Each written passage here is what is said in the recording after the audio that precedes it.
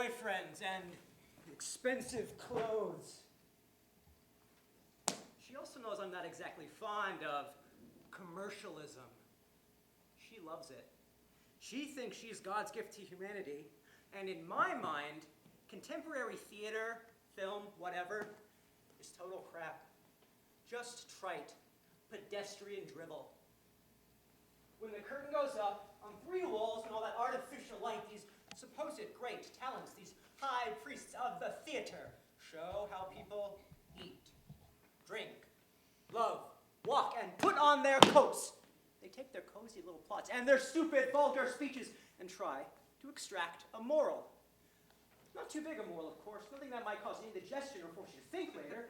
No, just the same old derivative leftovers again and again and again. Well, let me tell you, I run for the exits the same way Maupassant ran from the Eiffel Tower, because it was crushing his brain beneath its gaudy architecture.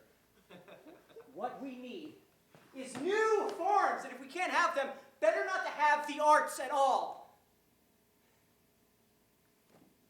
Don't get me wrong. I love my sister a lot. But she leads a life completely without purpose. She hangs around with that novelist. Their names are always in the paper. Just gets me down. He's intelligent enough, I guess. I've read his stories. All of them, in fact. And his work is all right. But he's just blah. You know, he's just like totally blah.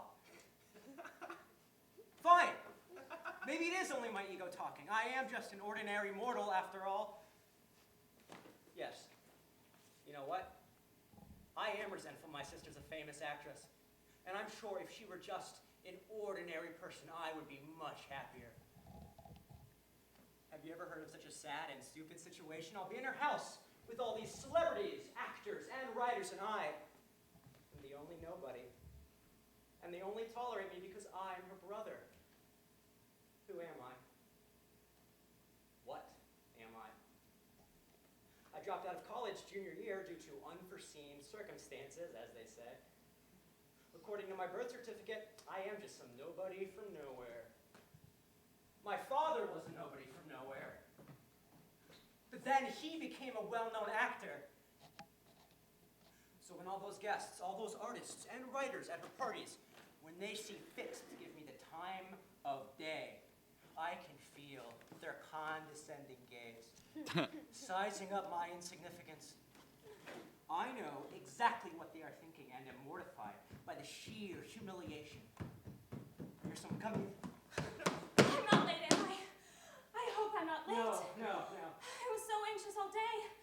I was so afraid Father wouldn't let me come. Luckily, he and my stepmother just left. The sky is red. The moon is about to come up. It was like a horse running so fast. I'm so happy to be here. You see how difficult it is for me to breathe? I have to be back in half an hour. We have to hurry. For God's sake, don't make me late. My father doesn't know I'm here. As a matter of fact, it's time to start. I'll call everyone. My father and stepmother hate it when I come here. They call it Bohemia. They're concerned that I'll become an actress. But I'm drawn to this lake like a seagull. My heart is full of you. We are alone. It seemed like someone... No. There's no one.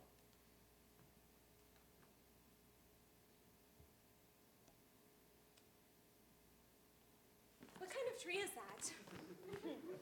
It's an elm. Why is it so dark out? Because it's nighttime. It gets dark. Please, don't leave right after the performance. I'm begging you. I have to. Then I'll follow you home. I'll stand in the orchard all night throwing pebbles at your window. You can't. The guard will find you. And Max doesn't know you. He'll bark. I love you. All right. It's time. Let's take our places. It's the moon rising.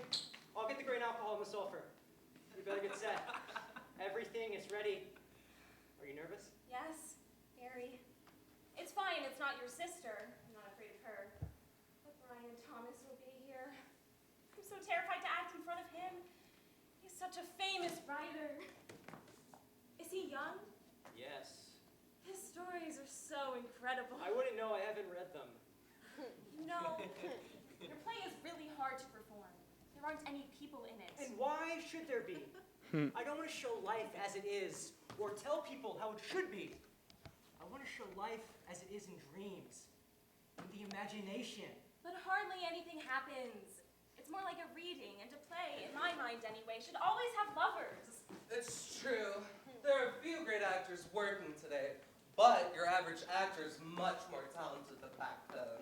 I'm sorry, but I have to disagree. But I suppose it's a matter of taste. It's wet out here. Go back inside and put on your boots. I don't care. You want to irritate me on purpose, don't you?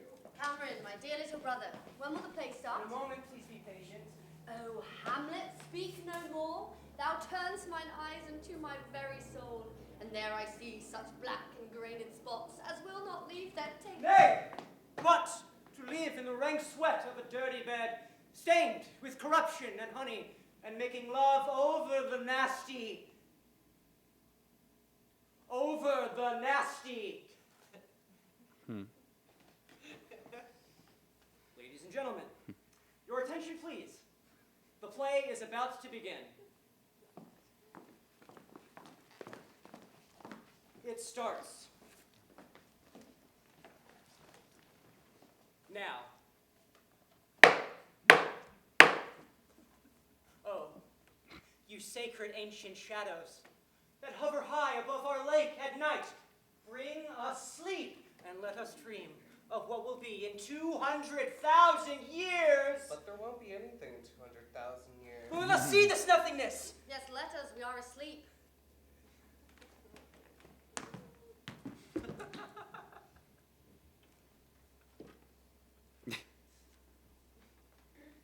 Human beings. Lions. Eagles. Ah! Partridges. Deer with their antlers. Geese. Spiders. Silent fish dwelling in the water. Starfish. And those you cannot see with your eyes.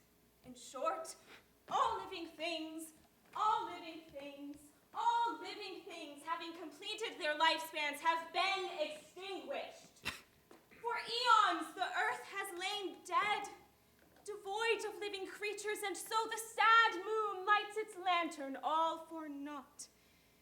In the meadow the crane no longer wakes and sings, and the beetles of spring no longer climb the trees. It is cold, it is cold, it is cold.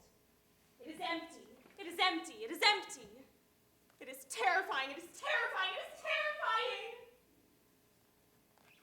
The bodies of all living things have turned to dust. Eternal matter has turned them into stone, water, clouds, and their souls have all become one. It is I. It is I.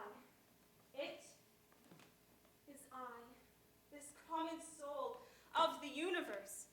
In me lives Alexander the Great, Caesar, Shakespeare, and Napoleon, and even the lowest leech.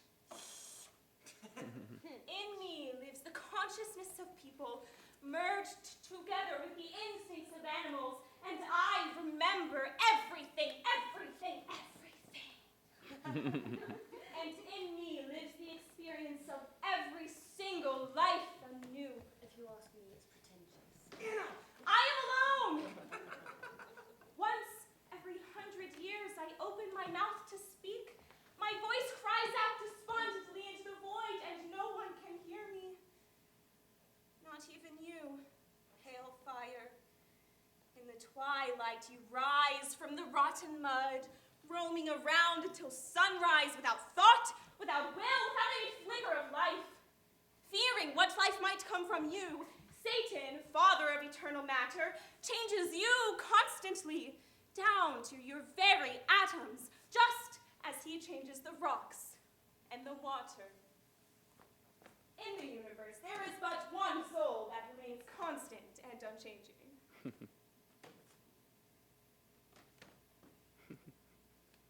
Like a prisoner thrown into a deep and empty well, I do not know where I am, nor what awaits me. All I know is in the sustained war with Satan, that master of material powers, I am destined to win. Then, when matter and soul unite in glorious harmony, the reign of universal will begin. But it will only happen very slowly, in the span of countless millennia. And when the moon and Sirius, that shining star, and the earth have turned to dust, until that time, oh the horror, oh the horror, oh the horror! See, my mighty opponent Satan draws near! I see his awful red eyes! It smells like sulfur. Is that really necessary? Yes! Oh, I see. It's an effect. How lonely Satan is, for he craves human beings! You took your sweater off. Put it back on or you'll catch something. Look, Master's revealed his breast to Satan, that father of eternal matter. Play is over! Enough! Curtain! Why are you upset? Enough! Curtain! It's my fault. I forgot that only a chosen few are allowed to write plays or act on stage. I've infringed on the monopoly. What's